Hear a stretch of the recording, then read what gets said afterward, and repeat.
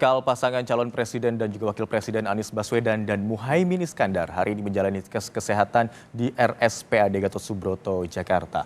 Lalu apa saja prosedur pemeriksaan dan juga apa saja pemeriksaan yang meliputi atau diliputi dalam pemeriksaan baca pres dan juga bacawa pres pada hari ini?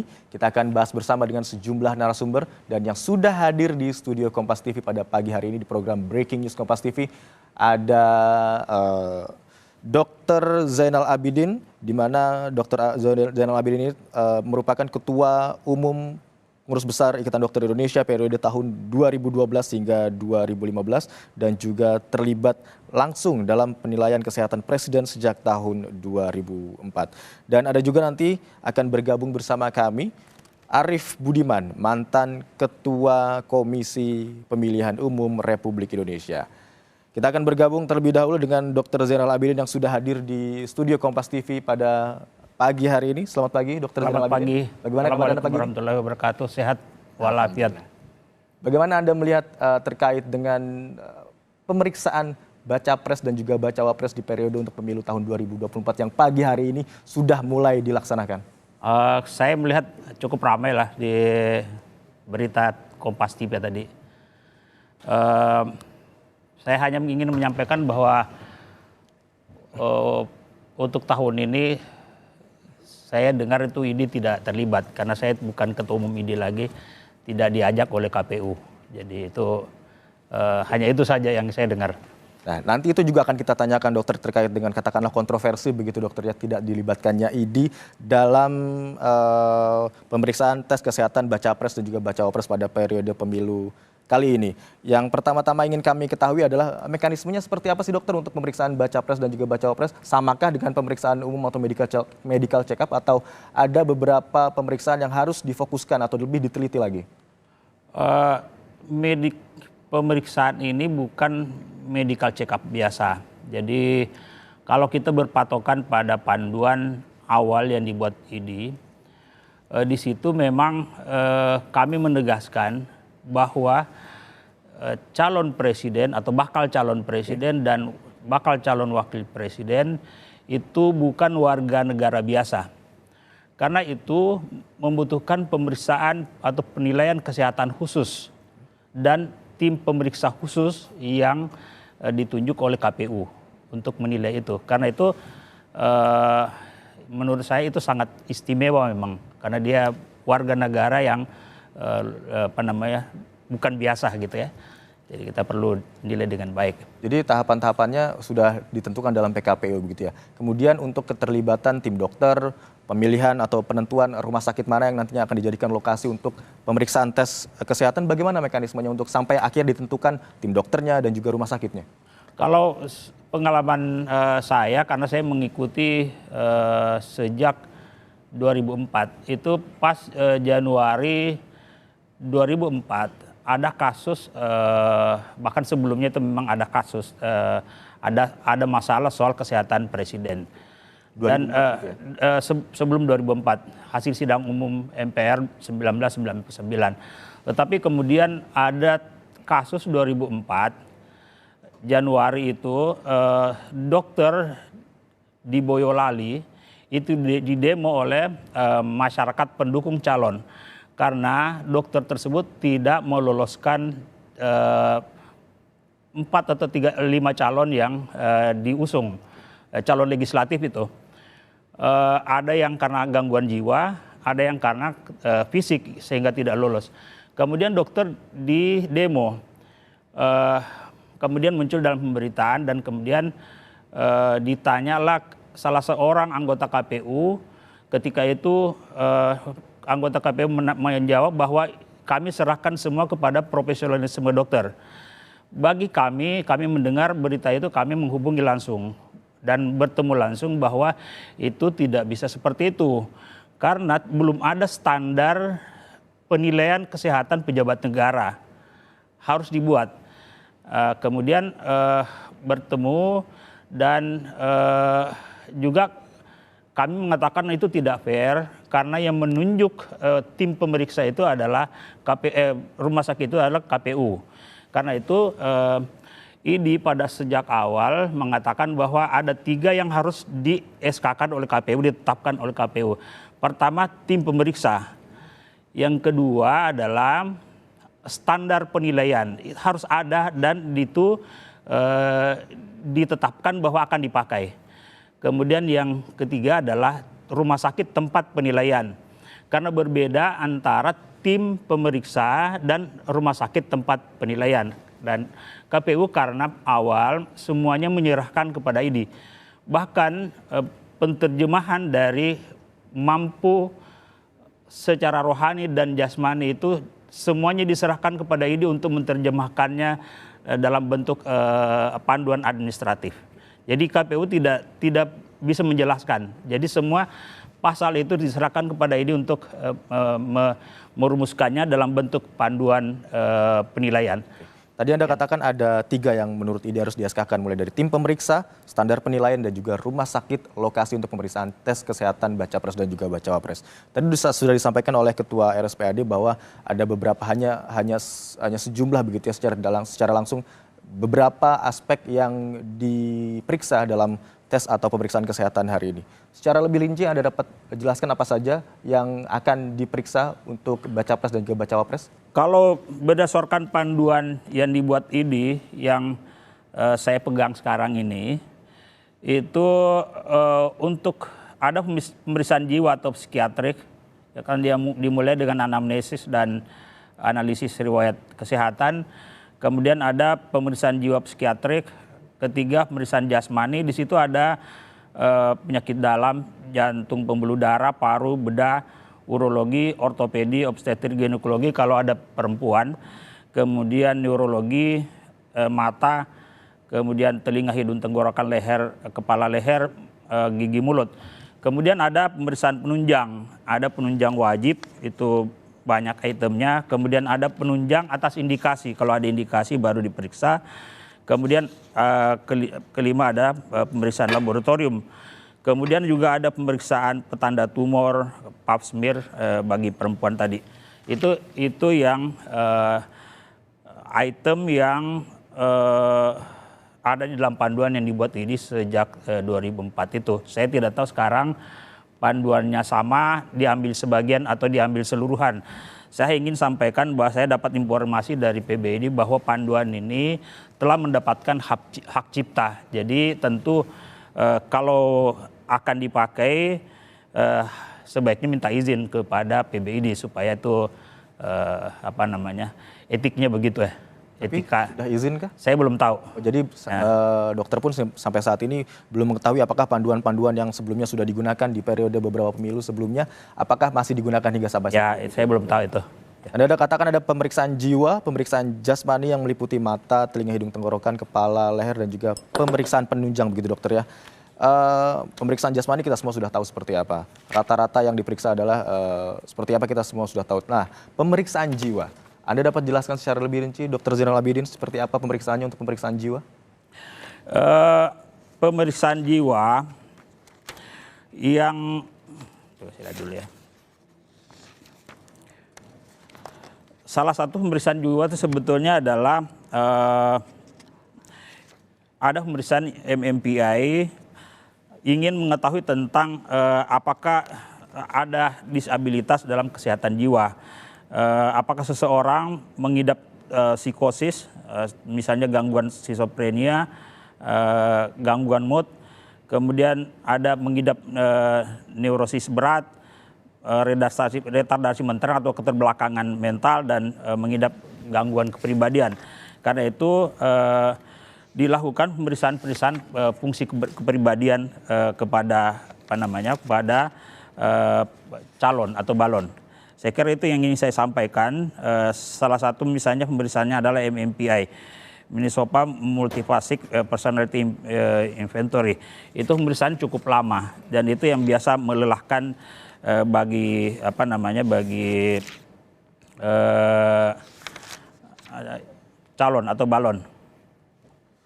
Anda katakan tadi itu cukup melelahkan begitu dokter ya? Ya, karena itu cukup lama dan itu pertanyaannya kadang-kadang seolah-olah sama, jadi itu berulang.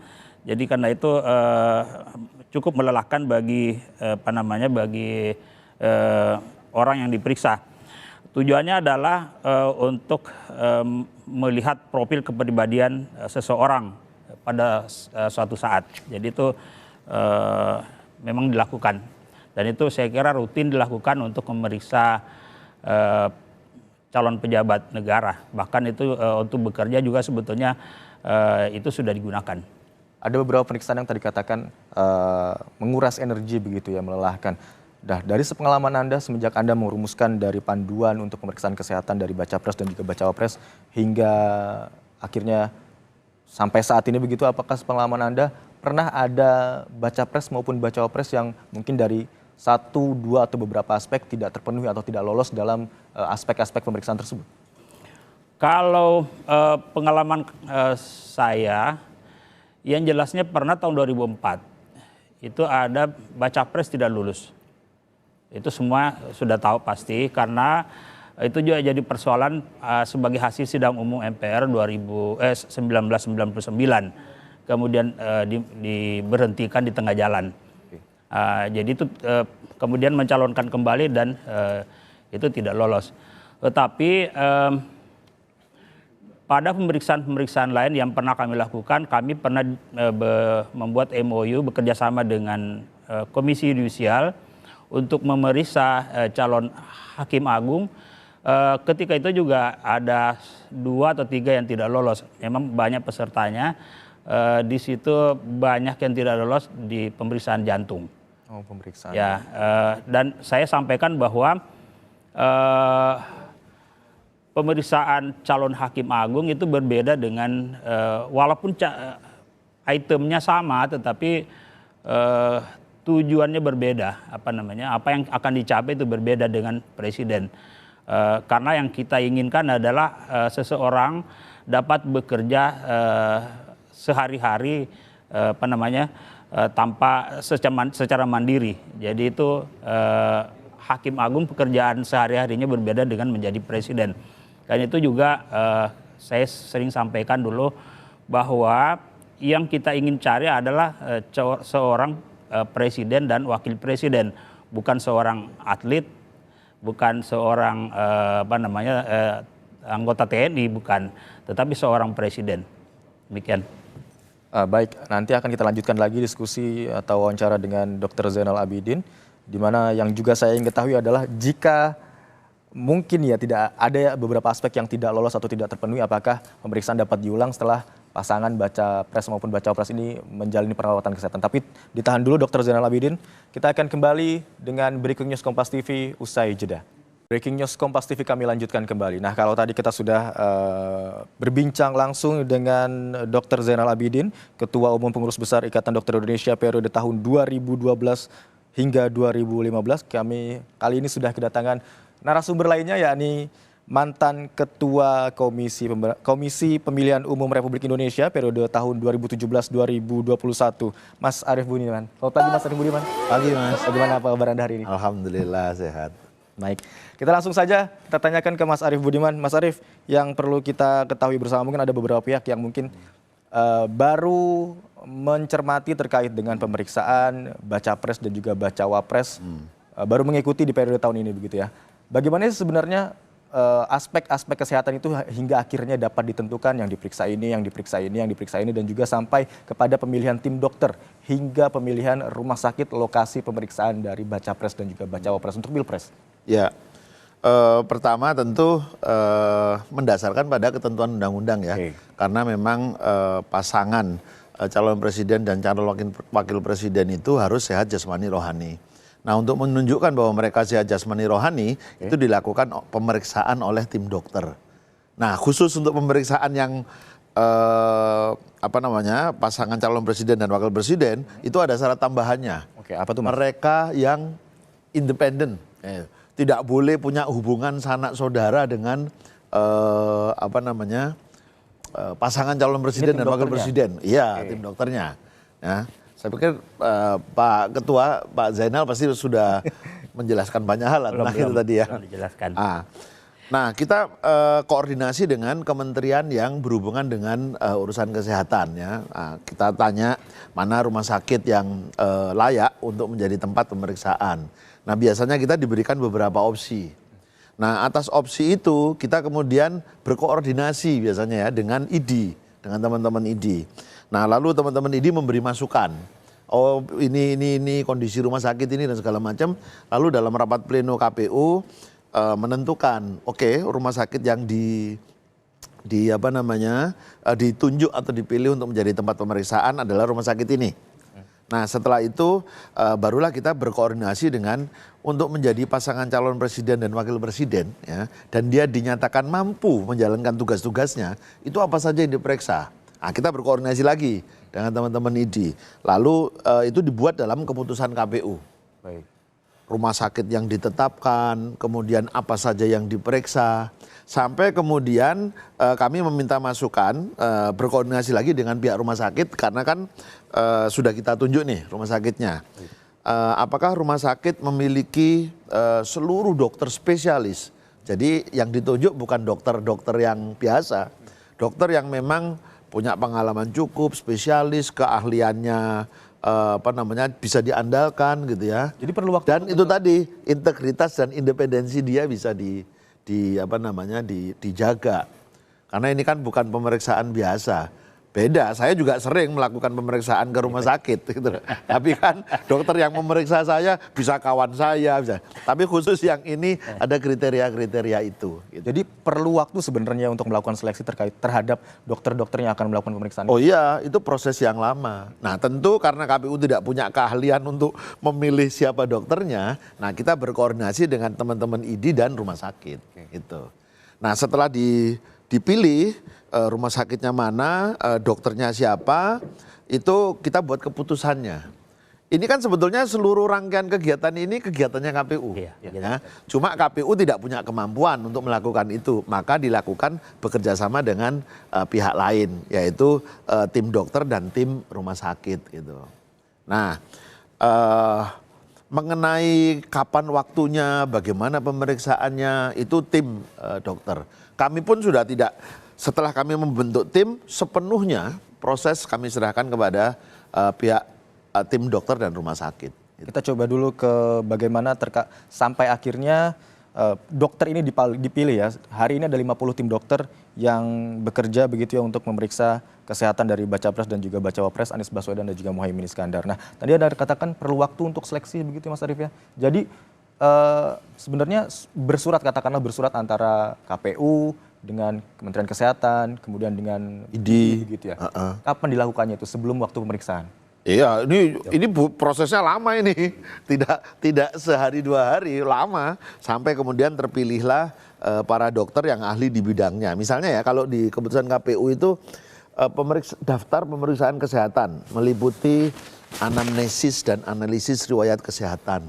Pemeriksaan jiwa itu ada pemeriksaan kesehatan jiwa, pemeriksaan kondisi psikologis, pemeriksaan status penggunaan narkoba. Lalu pemeriksaan fisik itu terdiri dari penyakit dalam, jantung, pembuluh darah, paru, bedah, urologi, ortopedi. Wah, itu banyak sekali itu. Neurologi, mata, telinga, hidung, gigi, mulut itu. Jadi banyak yang diperiksa, termasuk pemeriksaan laboratorium melalui darah dan urin. Gitu ya. Itu ada hematologi, urinalisis, tes faal hati, faal ginjal, lipid dan segala macam. Gitu.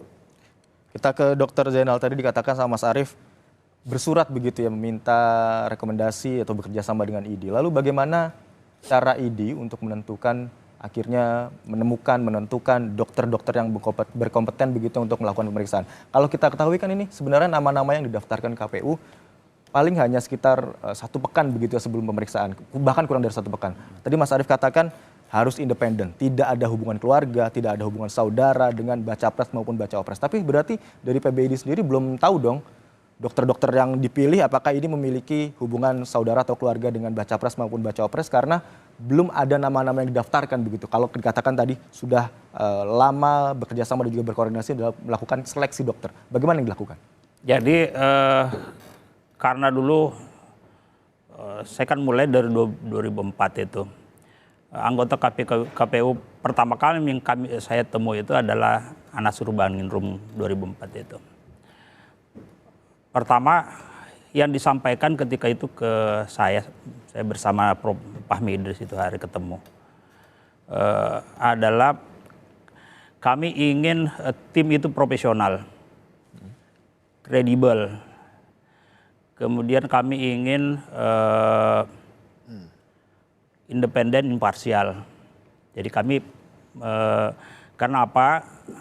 Menurut dia, pemilu 2004 itu adalah pemilu yang dipantau pertama kalinya, pemilu pilpres yang pemilihan langsung. Jadi seluruh masyarakat dunia memantaunya, sehingga penyelenggara pemilu terutama KPU harus kredibel, dipercaya oleh masyarakat hasilnya.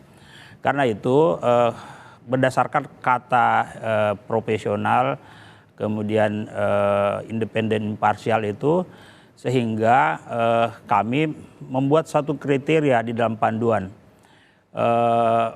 Yang pertama kali kami bicarakan tentang imparsial. Kami seleksi betul, tidak boleh ada satupun tim pemeriksa, kan ini kepercayaan KPU kepada kami, yang merupakan anggota partai. Jadi walaupun itu pengurus inti ID misalnya, PBID, kalau dia anggota partai maka kami coret. Tidak boleh ikut dalam tim pemeriksaan. Apalagi kalau dia caleg misalnya, nggak bisa. Atau menjadi tim sukses, nggak bisa. Yang kedua, tidak boleh mereka berasal dari dokter kepresidenan. Karena boleh jadi ada incumbent yang ikut. Atau ada menteri yang ikut. Atau ada... karena dulu kita tunjuk RSPAD, ada Panglima TNI yang ikut, atau mantan Panglima TNI, atau menteri yang membawahi TNI. Itu ketika itu kita hati-hati di situ. Karena itu juga yang membuat KPU ketika itu menunjuk ID. Karena harus ada penyeimbang. Karena aturannya adalah ketika itu rumah sakit tempat pemeriksaan itu adalah rumah sakit milik pemerintah, tidak boleh swasta. Karena rumah sakit pemerintah, maka KPU ingin ada pihak lain yang independen, imparsial. Jadi tidak semua dari rumah sakit itu. Mengapa juga tidak langsung ditangani oleh Kementerian Kesehatan ketika itu? Karena itu pertimbangan imparsial, independensi. Mengapa tidak langsung ke rumah sakit saja, independensi, imparsial? Itu pendapat awal KPU zaman itu, 2004. Karena itu pemilihan langsung. Nah, bagaimana kami memilih dokter itu salah satu. Kemudian kami menyurat kepada perhimpunan terkait. Jadi kita sudah tentukan di dalam buku panduan item mana saja akan diperiksa. Kami punya seluruh perhimpunan spesialis, tetapi tidak semuanya terlibat. Karena yang kami libatkan hanya yang terkait dengan item yang akan dinilai. Kami minta kepada seluruh perhimpunan terkait melalui surat untuk mengirimkan dokter terbaiknya yang dimiliki, 2 orang minimal. Jadi 2 orang tim penilai, dokter terbaik di situ kami tulis. Dan dikirimlah kepada mereka dengan persyaratan 12 tahun menjadi dokter umum. 12 tahun. 20 tahun menjadi dokter, okay. Menjadi dokter, 15 tahun telah menjadi dokter spesialis. Jadi bukan dokter baru lulus, kemudian kami libatkan karena itu amanah KPU, profesionalisme, independensi dan imparsialitas itu kami pegang kuat. Kemudian perhimpunan terkait kemudian mengirimkan, menyertakan misalnya yang berkas-berkasnya, masih memiliki SIP, macam-macam yang kita minta itu sudah disertakan di situ. Termasuk usianya juga, tanggal lahirnya semuanya, identitasnya ada. Jadi ketahuan yang bersangkutan, ijazahnya ada di situ, tahun berapa dia lulus dan berpraktek di mana, itu jelas di situ. Jadi kami ingin menjaminkan kepada KPU dan masyarakat Indonesia bahwa dokter yang kami pilih memang layak untuk melakukan penilaian kepada orang terbaik bangsa ini yang kelak akan memimpin bangsa ini. Itu yang kami lakukan dan itu prosesnya berjalan dengan seperti itu. Pemilihan dokternya harus berpengalaman lebih dari 20 tahun menjadi dokter umum dan 15 tahun menjadi dokter spesialis. Dan yang menjadi pertimbangan utama adalah imparsial independensi tadi, begitu dokter ya. Baik saudara, kami akan jeda sejenak, nanti kami akan lanjutkan kembali diskusi dengan Dr. Zainal Abidin dan juga Mas Arief Budiman selaku mantan Ketua KPU periode 2017-2021. Tetaplah bersama Kompas TV, di Breaking News Kompas TV. Anies Baswedan dan Muhaimin Iskandar tengah melaksanakan prosedur pemeriksaan kesehatan. Sementara pemeriksaan kesehatan Ganjar Pranowo dan Mahfud MD dijadwalkan besok pada 22 Oktober 2023. Sejenak kita akan melihat profil pasangan bakal calon presiden dan calon wakil presiden ini, yakni Anies Baswedan yang lahir tanggal 7 Mei 1969, yang saat ini berusia 54 tahun. Anies Baswedan memiliki sejumlah pengalaman di pemerintahan dan dunia pendidikan. Di antaranya menjabat sebagai Gubernur DKI Jakarta periode 2017 hingga 2022. Sebelumnya, Anies Baswedan juga pernah menjabat sebagai Menteri Pendidikan dan Kebudayaan di tahun 2014 hingga tahun 2016. Anies Baswedan juga pernah menjabat sebagai Rektor Universitas Paramadina.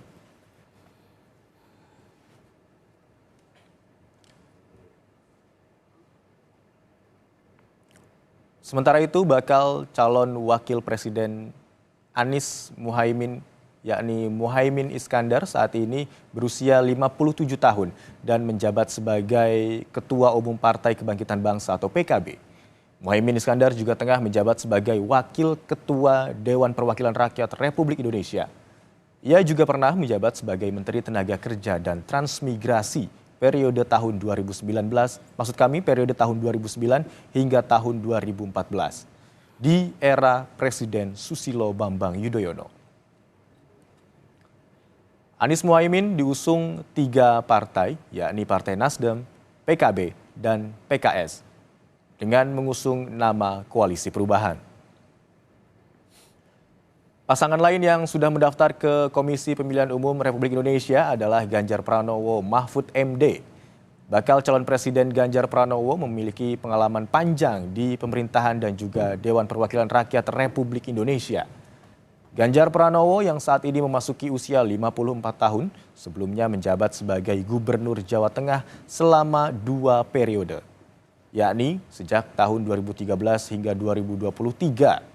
Ia juga menjadi anggota Dewan Perwakilan Rakyat Republik Indonesia pada tahun 2004 sampai 2013. Sejak tahun 2014 hingga 2024, Ganjar Pranowo menjabat sebagai Ketua Umum Keluarga Alumni Universitas Gadjah Mada atau KAGAMA. Sementara bakal calon wakil presiden Ganjar yakni Mahfud MD memiliki pengalaman di lembaga eksekutif, yudikatif hingga legislatif. Mahfud MD yang berusia 66 tahun sudah beberapa kali menjadi menteri. Saat ini menjabat sebagai Menko Polhukam. Mahfud juga pernah menjadi Ketua Mahkamah Konstitusi pada tahun 2008 hingga tahun 2013. Sebelum menjadi Ketua MK, Mahfud MD menjadi anggota DPR pada tahun 2004 hingga tahun 2008. Pasangan Ganjar Pranowo, Mahfud MD diusung oleh Partai Demokrasi Indonesia Perjuangan atau PDI Perjuangan, P3, Partai Hanura, dan juga Partai Perindo.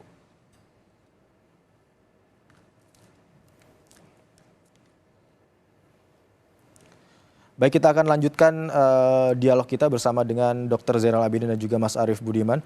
Kita ke Dr. Zainal Abidin.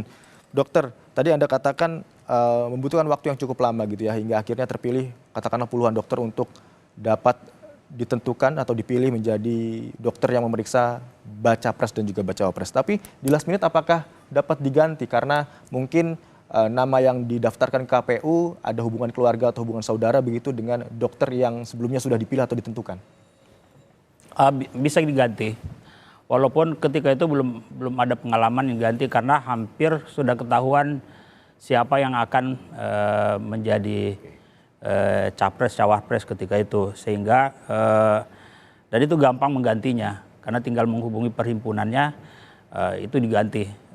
Sebagai catatan saya tambah sedikit tadi yang imparsialitas dan independensi itu, salah satu untuk menjamin independensinya ada tidak boleh dari dokter pribadi bakal calon yang, jadi kalau ada yang merasa nanti ketika itu dokter pribadi yang bersangkutan, maka kita tarik. Jadi itu kita menjaminkan bahwa itu tidak boleh. Kenapa? Takut bias hasil pemeriksaannya. Baik. Atau mungkin dari Mas Arief, mungkin KPU pernah atau merasa dokter ini tidak sesuai dengan kriteria yang harus ditunjuk begitu, Dok? Enggak. Sepanjang pengalaman saya 2 periode di KPU RI ya, kami tidak pernah mengalami itu. Karena memang betul-betul diteliti, diperhatikan oleh teman-teman ID gitu ya. Kemudian rumah sakit juga begitu, mereka betul-betul menjaga. Karena kan semua mata memperhatikan ini. Ya. Bukan hanya hal yang tampak ya, mungkin yang tidak tampak juga diperhatikan. Ini sebelum dimulainya pemeriksaan, biasanya KPU juga mengunjungi rumah sakit kan, tempat-tempat yang dilakukan pemeriksaan. Itu bahkan di beberapa peralatan, mereka menginvestasikan peralatan baru ke rumah sakit. Itu setidaknya pengalaman saya di 2014 dan 2019 ya. Itu mereka saking menjaga supaya hasilnya memang betul-betul akurat gitu ya, tidak diperdebatkan banyak orang gitu. Jadi mereka betul-betul profesional dan menjaga kualitas pemeriksaannya gitu. Profesional dan juga menjaga kualitas pemeriksaannya begitu ya, Mas Arief ya. Lalu setelah tahapan pemeriksaan ini tentu hasilnya keluar, dan berapa lama sih biasanya hasilnya keluar dan kapan diserahkan kepada KPU biasanya? Biasanya beberapa hari setelah ini ya, mungkin saya tidak tahu, tidak mengingat ya itu ya. Tapi biasanya 2-3 hari kemudian hasil diserahkan, dan KPU sepenuhnya ya mengikuti apa yang menjadi putusan hasil yang dikeluarkan oleh tim dokter pemeriksa.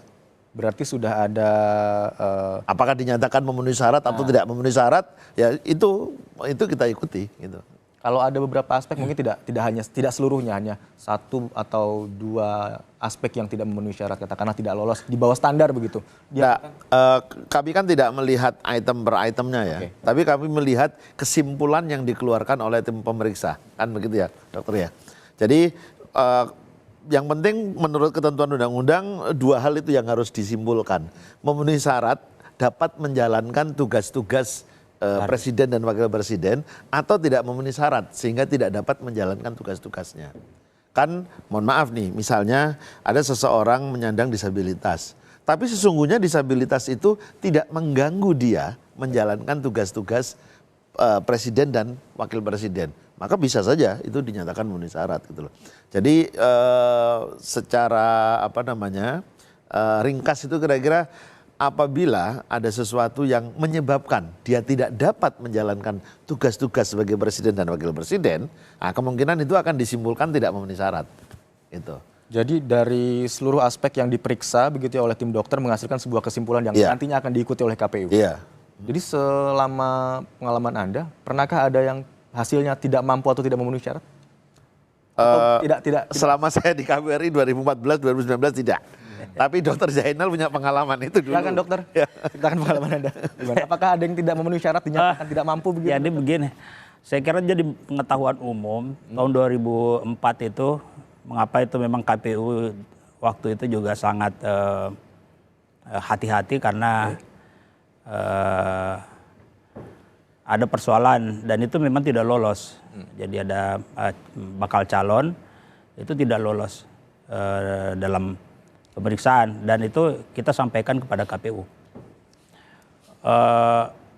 Tadi ditanyakan berapa orang di dalam satu ruangan pemeriksaan. Kalau kami dulu itu mempersyaratkan minimal 3 orang dokter spesialis di dalam satu ruang pemeriksaan, mungkin menjadi 4 kalau ditambah dengan 1 perawat. Ya, jadi mengapa supaya kalau berdiskusi ada voting di situ 3 lawan 1.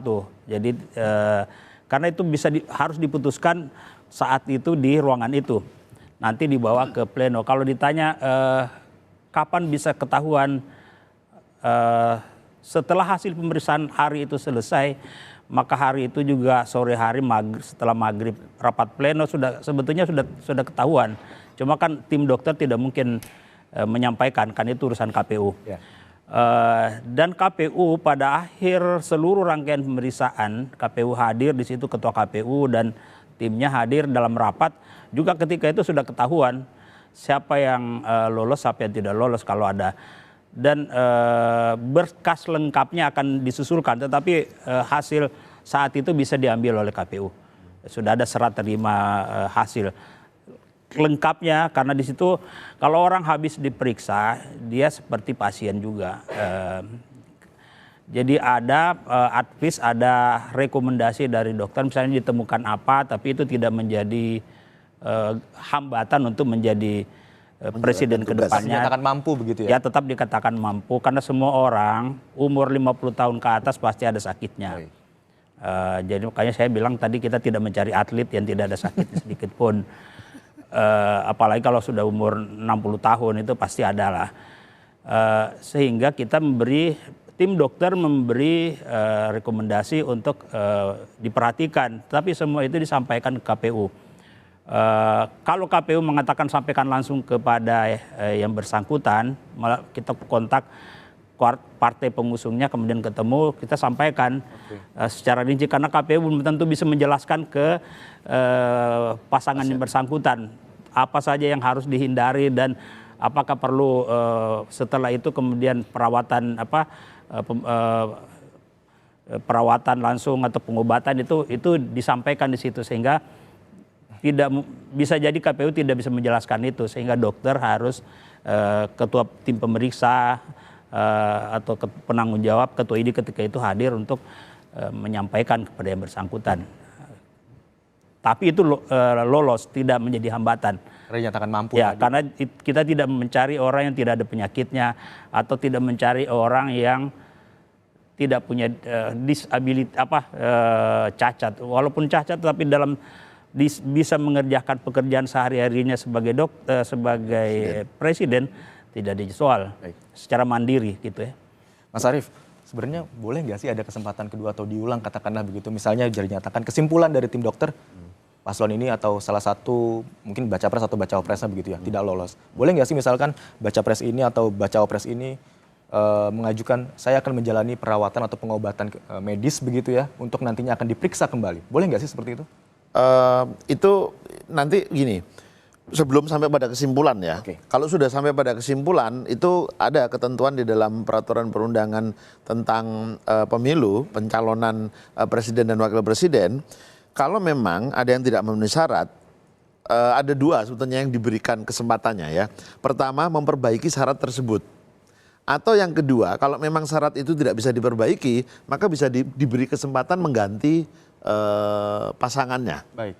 Nah, kita kan tidak tahu nanti yang jangan-jangan cuma kurang syarat ini, tidak hanya kesehatan ya, tapi juga syarat-syarat yang lain. Kan syaratnya ada banyak tuh. Apakah akan dipenuhi ataukah akan diganti? Itu yang pertama.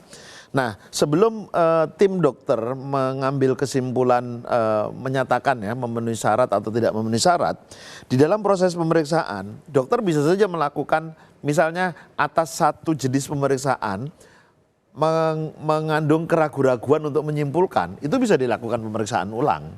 Sampai kemudian tim dokter mengatakan pemeriksaan jenis ini cukup, sudah bisa disimpulkan hasilnya apa. Kan bisa saja dalam proses pemeriksaan itu ada keraguan-raguan. Misalnya nih, ketika sudah selesai diperiksa matanya, kayaknya tadi ada yang kurang begini, diperiksa ulang, itu bisa. Berarti tapi kesempatannya hanya saat itu juga ya, tidak boleh pulang dulu, menjalani pengobatan dulu, nggak boleh begitu atau bagaimana? Nggak, kami tidak masuk ke dalam itu. Itu tim dokter yang akan menyimpulkan apakah harus melalui jeda. Misalnya nih, kan ada pemeriksaan gula darah misalnya, sebelum makan dan setelah makan misalnya. Itu tim dokter yang ngatur, kita nggak sampai sedetail itu gitu loh. Akan menjadi kewenangan kita ketika sudah disimpulkan memenuhi syarat atau tidak memenuhi syarat, barulah kita mengambil kebijakan berikutnya setelah itu. Tapi kesempatan yang diberikan oleh KPU untuk pemeriksaan tidak hanya hari itu aja ya? Hari ini aja. Oh, hari ini aja. Bagaimana Dr. Zainal Abidin? Jadi betul kata Mas Arief itu, Kalau misalnya ada keraguan-keraguan, misalnya ada sesuatu yang ditemukan di situ, maka memang makanya di item pemeriksaan ada namanya pemeriksaan penunjang atas indikasi. Jadi kalau ada indikasi tertentu, maka ada pemeriksaan lanjutan sampai ditemukan. Tetapi kalau sudah dikatakan tidak memenuhi syarat, itu sudah selesai di situ. Final. Udah final. Tetapi tergantung peraturan KPU, kata Mas Arief tadi, apakah masih ada kesempatan bagi pasangan partai koalisi untuk mengajukan pengganti.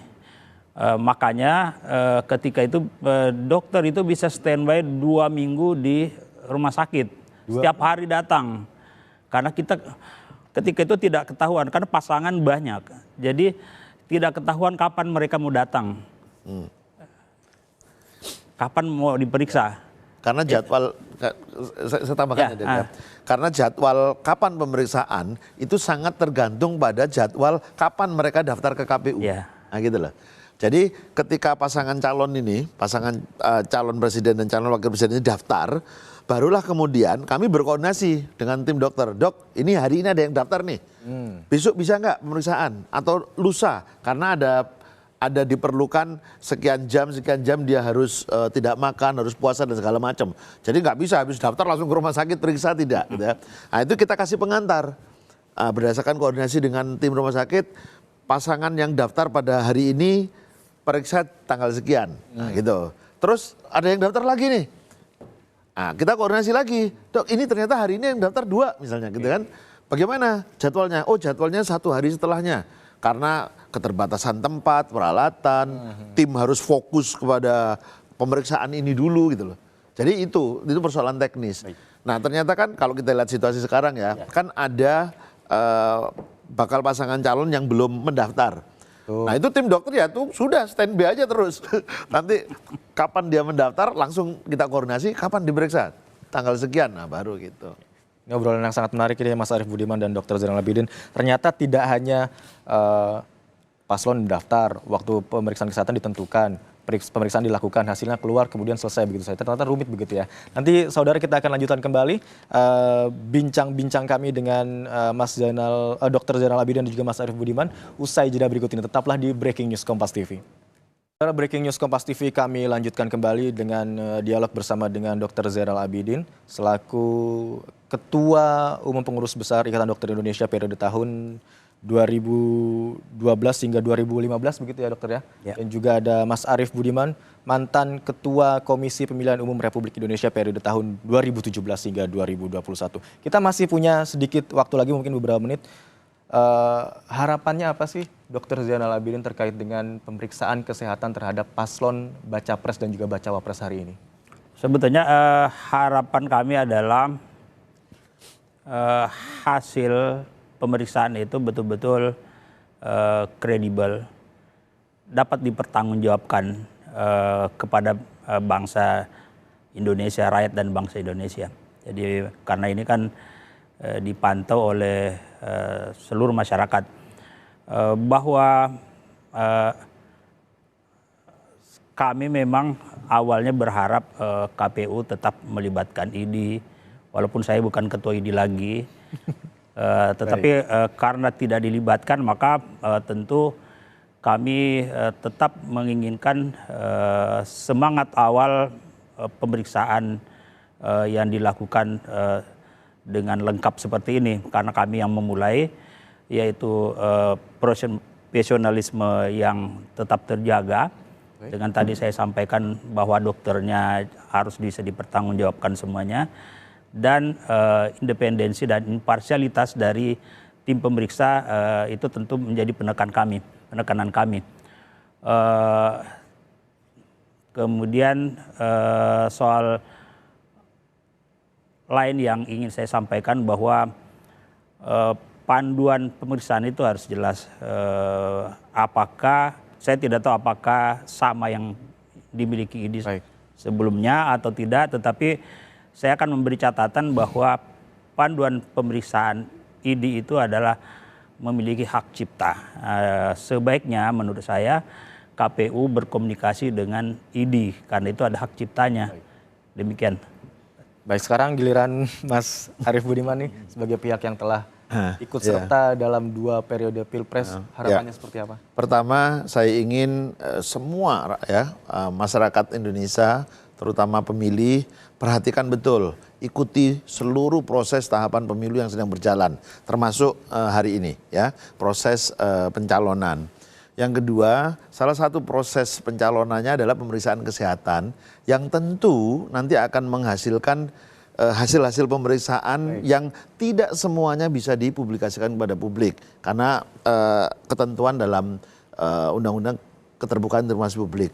Maka saya tentu berharap semua pihak yang terlibat ya di dalam proses pemeriksaan hari ini, ada dokternya, ada perawatnya, ada tim pemeriksa laboratoriumnya, termasuk tim dari KPU betul-betul bisa menjaga proses dan hasil pemeriksaan kesehatan ini. Terima kasih Mas Arief Budiman, tadi dikatakan bahwa kita berharap sama-sama bahwa semua pihak yang terlibat dalam pemeriksaan kesehatan hari ini untuk baca pres dan juga baca pres yang akan berkontestasi begitu di Pilpres 2024 akan dapat menjaga netralitasnya, menjaga profesionalitasnya sehingga dapat berjalan dengan baik semua proses dari pemilu ini. Terima kasih Ketua KPU RI periode tahun 2017 hingga tahun 2021 Mas Arief Budiman dan juga Dr. Zainal Abidin, Ketua Umum Pengurus Besar Ikatan Dokter Indonesia periode tahun 2012-2015. Sehat selalu. Saudara, itu tadi bincang kita atau dialog kita dengan sejumlah narasumber yang berkaitan dengan pemeriksaan kesehatan bakal calon presiden dan juga bakal calon wakil presiden Anies Baswedan dan juga Muhaimin Iskandar yang dilakukan pada hari ini. Kami akhiri Breaking News Kompas TV. Selamat pagi.